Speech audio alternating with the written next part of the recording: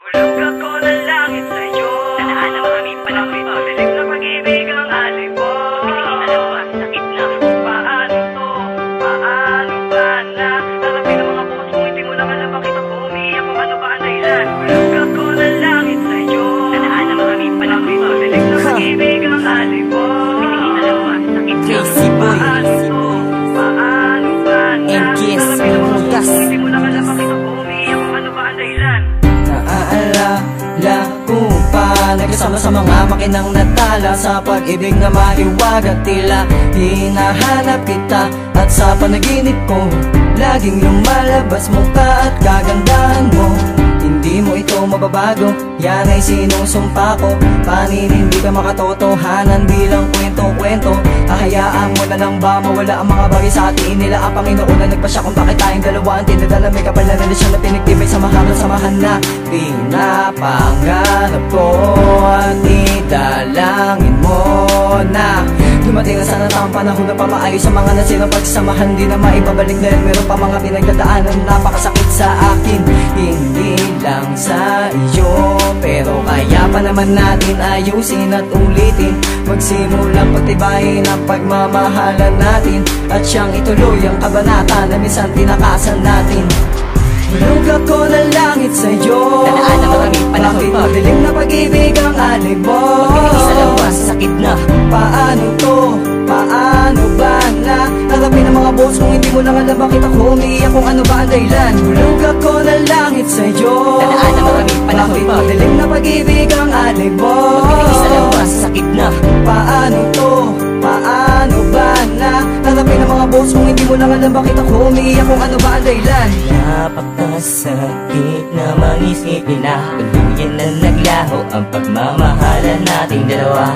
Na ikaw lang at ako, painggan mo sana itong munting awitin na sinulat para lamang sa'yo. Maiparamdam ko lang aking pag-ibig sa munting awitin kong sinulat para lamang maipaalam na ako'y labis mong sinaktan sa mga nangyari. Naging bulong sa aking sarili na hindi ito pwede dahil sa mahal pa rin kita, aking sinta.